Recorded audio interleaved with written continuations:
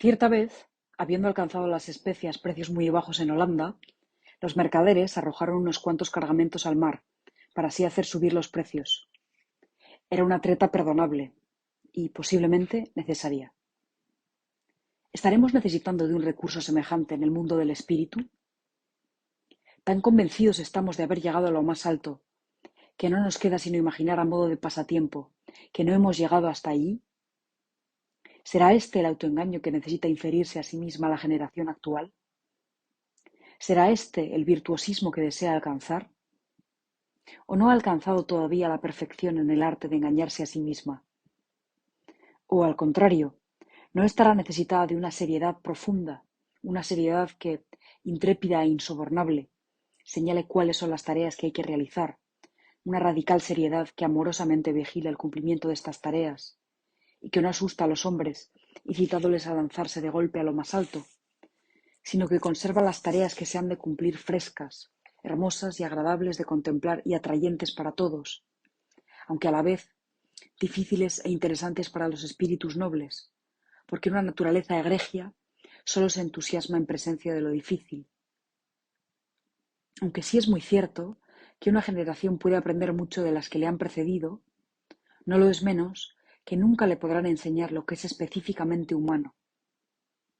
En este aspecto, cada generación ha de empezar exactamente desde el principio, como si se tratase de la primera. Ninguna tiene una tarea nueva que vaya más allá de aquella de la precedente, ni llega más lejos que ésta, a no ser que haya eludido su tarea y se haya traicionado a sí misma. Lo que yo considero como genuinamente humano es la pasión, en la que cada generación comprende plenamente a las otras y se comprende a sí misma, de modo que ninguna generación ha enseñado a otra a amar, ni ninguna ha podido comenzar desde un punto que no sea el inicial, y ninguna ha tenido una tarea más corta que la precedente, y si no se quiere, como en las generaciones anteriores, quedarse en el amar, sin ir más allá, todo esto no será más que un parloteo tonto tan carente de sentido como inútil.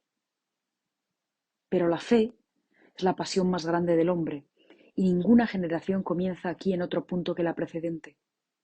Cada generación comienza desde el principio, y la siguiente generación no llega más lejos que la precedente, a condición de que haya sido fiel a su tarea y no haya renunciado a ella.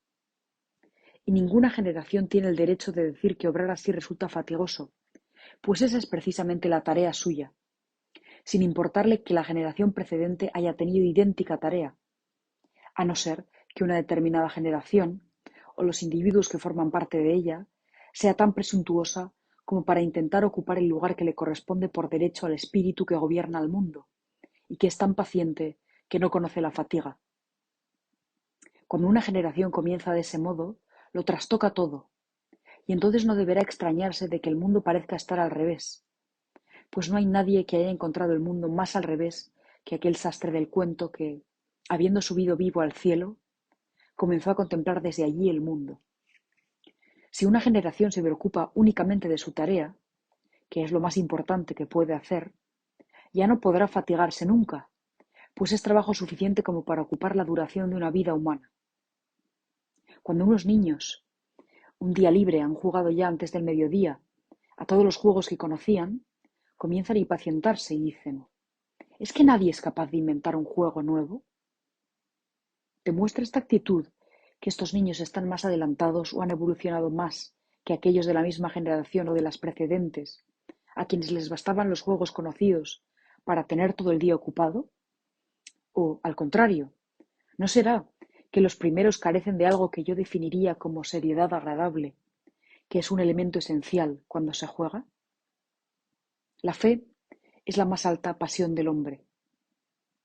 Muchos hay posiblemente en cada generación que nunca consiguen alcanzarla, pero no hay nadie que la rebase. Si son muchos en nuestra época los que no la descubren, es algo sobre lo que no deseo pronunciarme. Solo me atrevo a usar de mí mismo como punto de referencia, y no quiero ocultar que me queda aún mucho por hacer, sin que por eso pretenda yo traicionarme o traicionar a lo grandioso, considerándolo como una insignificancia, una enfermedad infantil que se espera cure lo antes posible. Pero incluso aquel que no llega a la fe ofrece la vida sobradas tareas, Y si las emprende con amor, su existencia no será en vano, aunque nunca se pueda parangonar con aquellas que se elevaron hacia lo más alto y lo alcanzaron. Pero quien llega a la fe, que éste sea un superdotado o un simplón es algo que no hace al caso, no se detiene en ella. Es más, se enfadaría si alguien le invitase a tal cosa, del mismo modo que se indignaría el amante si oyese decir de él que sólo se detiene en el amor. Replicaría: no permanezco inmóvil, porque me juego en ello el sentido de la existencia.